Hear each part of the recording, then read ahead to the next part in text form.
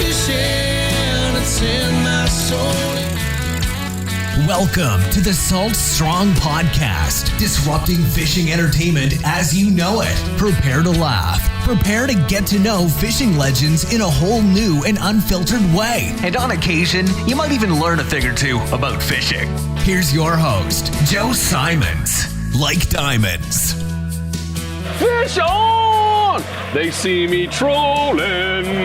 They hate him. Guys, this is what you do when you can't buy a strike. We have had an amazing month, right, Luke? I mean, probably one of the better months. And we kind of took it for granted. We did not have a very good game plan. In fact, we got in the boat, we're like, what are you thinking? We're like, neither of us knew.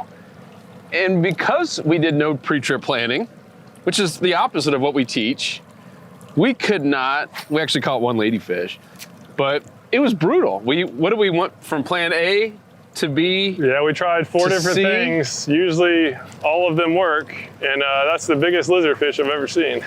Hey, we'll take it. At this point, we're not even getting picky. That is a monster. I thought that was a trout. That is crazy how big that lizardfish is. Don't let that cormorant get it. But there are times when we said, all right, we're gonna film something, and this is real life.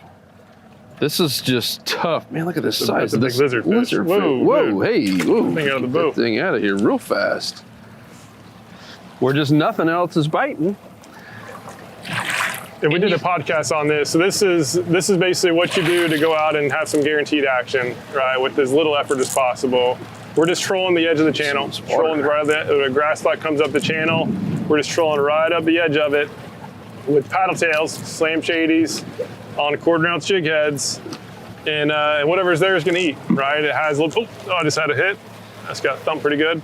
But this is where you can catch a little bit of everything. You have the roamers, like the Spanish mackerel, the ladyfish, the jacks, and then you also have the ambush feeders too, like the sea trout, and even sometimes, redfish and snook if you're up close to more structure.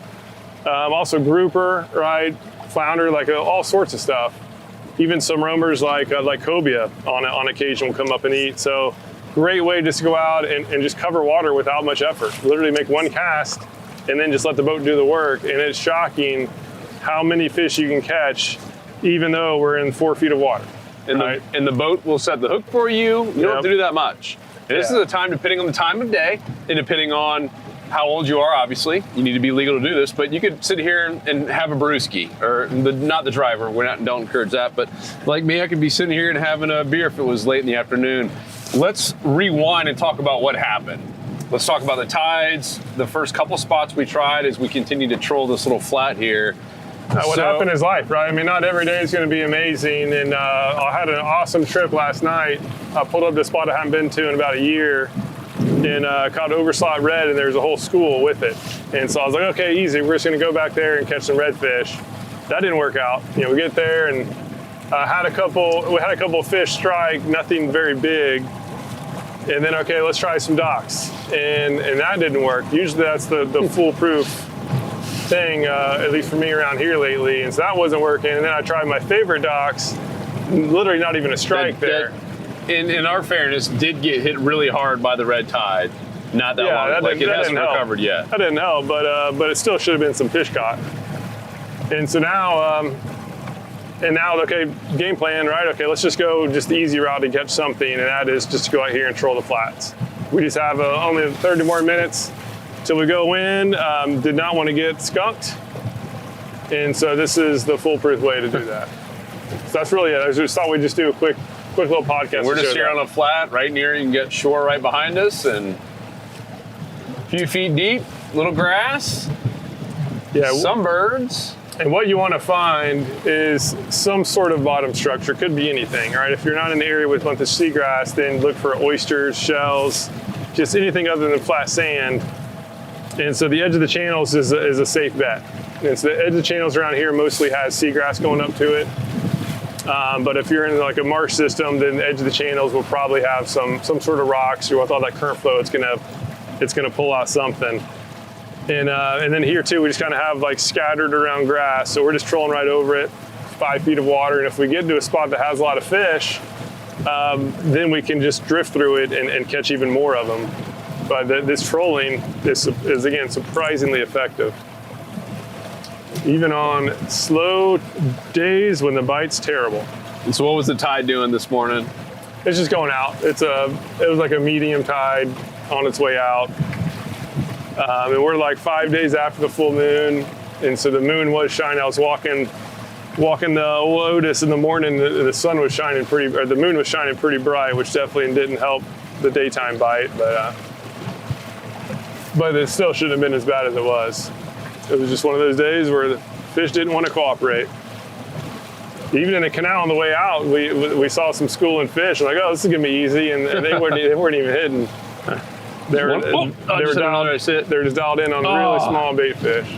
Oh, followed again. Yeah, the coolest thing about this is take kids out doing it, right? Take a young kid who's just strong enough. All they have to do is just hold on to the rod, and I just got thumped. Might have been the bird hit your line. But they can feel the sensation of the strike, right? They feel like they caught it, and you can just cast for them, cast once, and just let it troll, and just watch the rod tip. So the cool thing about these paddle tails is that the rod tip, if you have weeds on it or not, if that rod tip is not doing the little small thumps. If you look, I don't know if you can see on the camera or not, but that rod tip is just doing a real small. You can see that the space of the paddle tail just doing its thing down there. And if there's weeds on it, it's going to basically block the paddle tail, and it's just going to be just a dead stick. Obviously, you can look at the bend of the rod too. If there's a lot of weeds, it'll show. Every once in a while, kind of clear it off, do some jerks, and then otherwise just let it go. Now, and again, doing this before the red tide, we would have hammered trout. I haven't tried this since the red tide came through. I know a lot of fish are starting to move back in, but definitely not what it was before. But even still, right, you have some action. We've been doing it for 10 minutes or whatever, caught one fish and then missed several others. So that's really it. Just wanted to highlight the easy fishing game plan on going out and catching some fish. This is what to do when all else fails. And sometimes you'll find some new honey holes. We found some great spots just doing this that we had passed over previously. Side note, a lot of people have been asking and sent me messages. We posted that 20-foot boat with Trip 300s, Mercuries, 900 horsepower on a 20-foot boat, and people are like, oh, that's the dumbest thing I've ever seen in my life. Why would you do that? You can't fish out of that. Dangerous. All kinds of just crazy comments. But here's what happened. Oh, another hit there. And I'm getting a bunch of little strikes. That was in Winter Haven, Florida, where Luke and I grew up. And this guy, Tony, and his wife, famous water skiers there, Cypress Gardens. Oh, man, I'm getting a bunch of little small thumps. They wanted to set some world records where they were going to be pulling anywhere from 30 to like 70 different people. Oh, man, something is just messing with me. That's probably ladyfish. Ladyfish will do the little slashing. They'll go there and slash around. There it is. It's on. And so they're breaking a world record, and you can imagine the type of horsepower and really, oh yeah, it is a big old ladyfish. The type of power, just raw power that you need to get. Keep rod up so we don't get tangled. I'm reeling mine in. To get 30, 40, 50 people all up on water skis at the same time. So the irony is, even though that's a ton of horsepower, I didn't get to see the props, but I'm guessing there are like 16-inch props, and it probably can't even go that fast. It's all just pure power to get them going. And it was cool. They broke quite a few records. I believe it might have been 10 or so world records. Man, I'm getting some big junk fish. Look at the size of this ladyfish. Holy smokes. Oh, that is good cut bait right there, kids. So normally, if you had the rest of the day to fish, you might save this. Yeah, well, it looks like he's hooked deep. I'll save him for some crab traps. Look at the size of that ladyfish. That's a big ladyfish. Whoa, hey there, Bob the Buoy. It's like catching a little tarpon. Son of a gun. Yeah, that thing inhaled it. We'll be able to save it still. Give me my jig head back. You want to keep this, Luke, you said? Yeah, we'll keep him.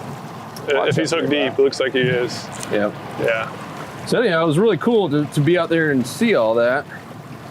all this world record stuff. And yeah, I was blown away when I pulled up and saw that 20-foot boat. Where do you want it, Luke?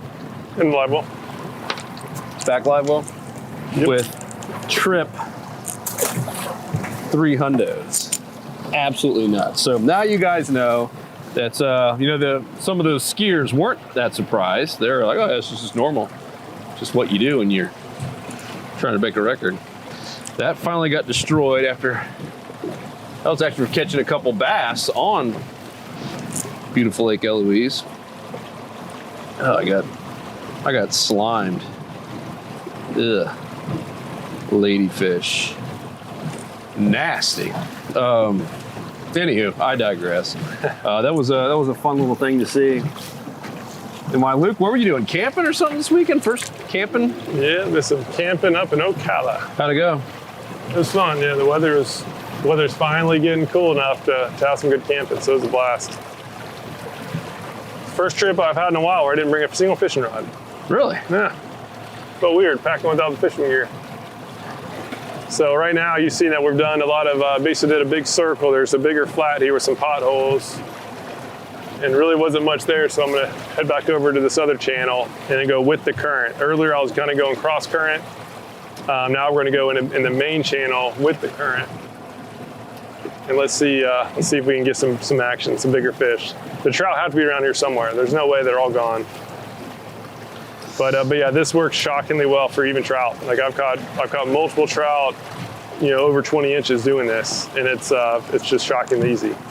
One of those things I didn't really believe it. I've heard people doing it, and then I didn't really believe it until I was just in the idle zone. We're actually over in Fort DeSoto, not too far from here, and in the idle zone, and decided I might as well just drag a lure. And yeah, Joe was with me, and we started catching just trout after trout, and then ladyfish, trout, bluefish, Spanish mackerel. It was just like, oh my gosh, this is shockingly easy.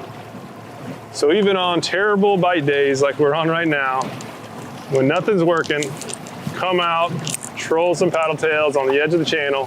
Ooh, you're gonna catch something. Might not be a trophy. Yeah, great for kids and people who just don't fish a lot, right? I mean, that ladyfish, especially when we're moving, it hit like a brick. I mean, it is a lot of, that first couple of seconds, there was some drag pulling out on a stinking lady. It was a big ladyfish. But when you have the engine propelling you forward and that thing trying to push away from you, it hits hard. And there's a lot of people, like newer people, they catch their first ladyfish, they think it's the coolest thing ever. And heck, they probably think it's a tarpon.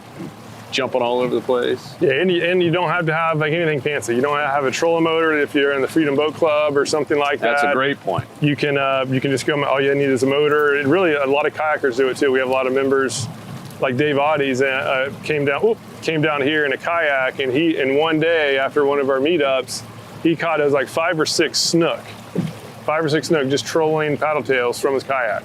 So the inshore trolling is something that just doesn't get as much notoriety as it deserves, because it really does work, and it seems to get better and better in the really throughout the years. But I like the winter time best, because a lot of times those fish will hang toward the edge of the channels once the cold front starts coming through. So now's the time to just to prepare for it and just be ready for it. On a crummy day, just don't forget about the elusive inshore trolling.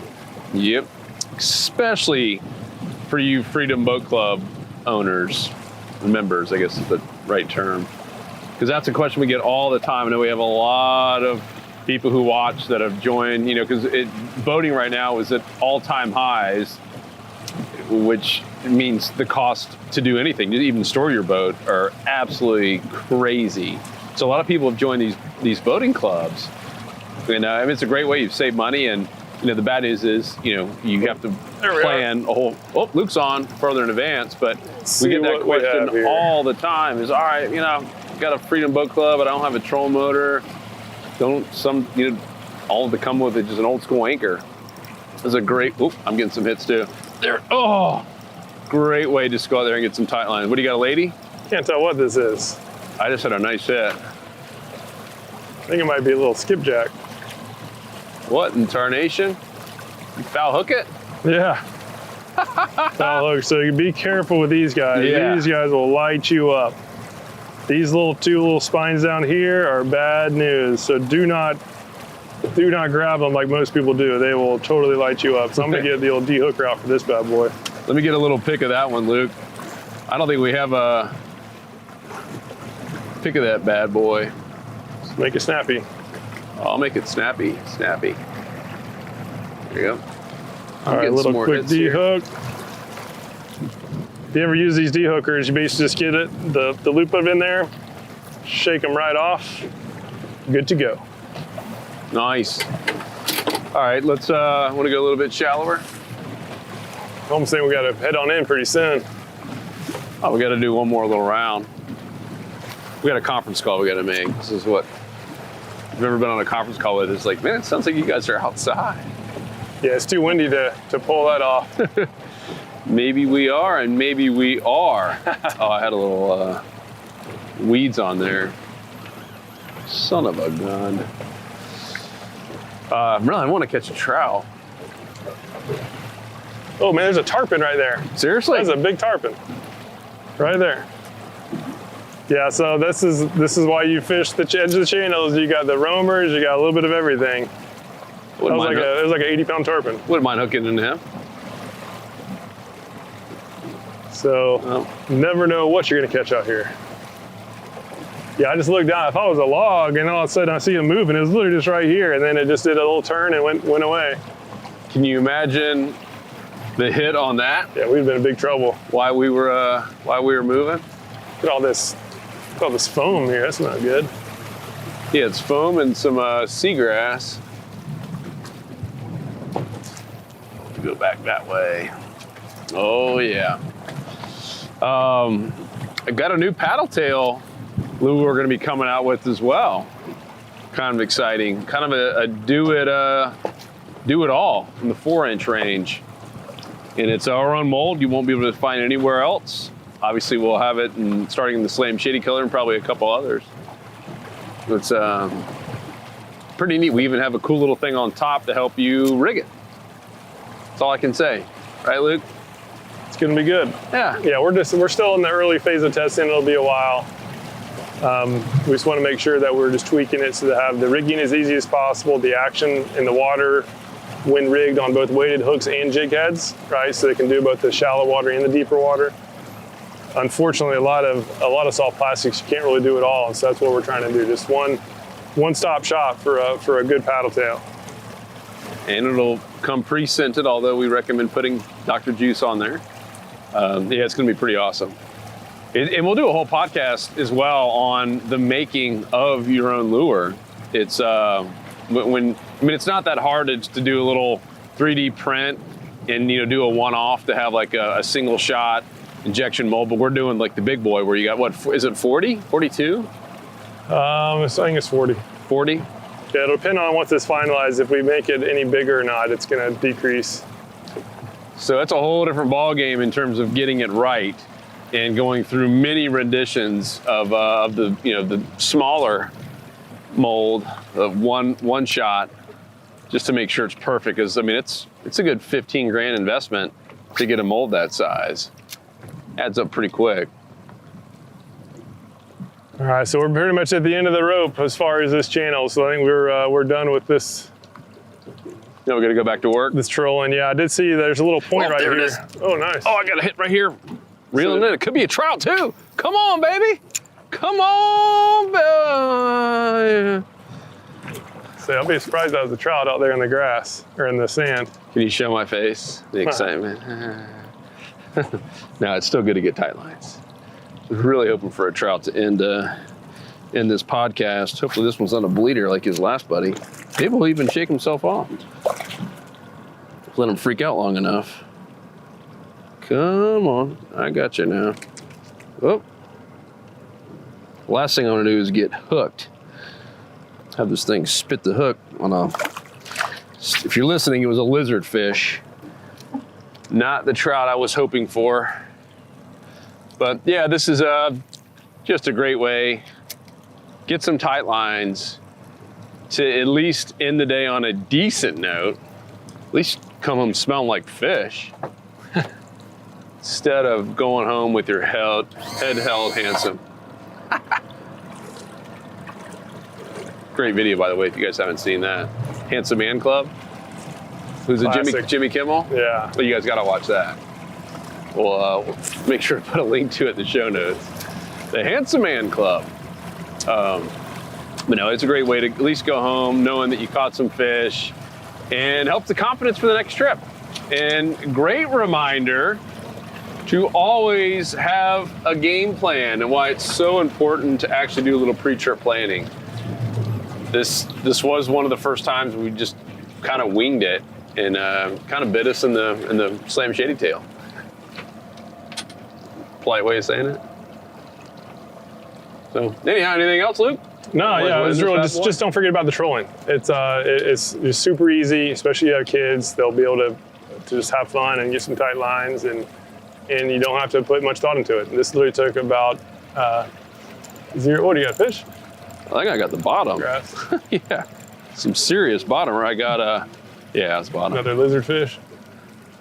Yeah, that had a lizard fish getting caught in the weeds. Yeah, just as far as jig heads though, just really any jig head works. I like just the trout eye. This is a 1/4 ounce trout eye jig head with the Slam Shade 2.0. The Texas eye works great as well. It's a little more weedless, and that way you can, if the grass is really thick, you can kind of push through it without getting snagged as often. But yeah, just super simple, nothing fancy. Just cover water, and then when you get to a zone that has a lot of fish, just get up ahead of it and drift down through it, and then you can just cast and catch a lot more of them. So that is the tip of the day, the bailout of a skunk trip. Yep. The bail. Oh, we got another little guy following me up. Right, so that's it, guys. Make sure to join the Salt Strong Insider Club if you haven't already, and leave us any other tips that you guys like to use when things are just tough. Obviously, if you had shrimp, you can go up and hit some bridge pilings or something where you just know there's always going to be something sitting down there. But many days, all you got is lures. Got to catch something. You got 30 minutes to do it and get some tight lines, and that's what we did here today. Look, I already got a hit. I just got hammered out there. Oh, wow. Look at this, and we might have just found a new honey hole. Maybe it was that tarpon right near where that sucker was. That'd be awesome. All right, guys, that's it. We will talk to you on the next episode. We appreciate all the love, all the support. Thank you so much for all you Active Insider members. Really, really big stuff coming here in the near future. Can't share it just yet, but you will know when it happens. We'll have a couple of pretty big launches here over the next couple months. So that is it. I'll talk to you guys in the next episode. Peace. We out. Ow. 'Cause fishing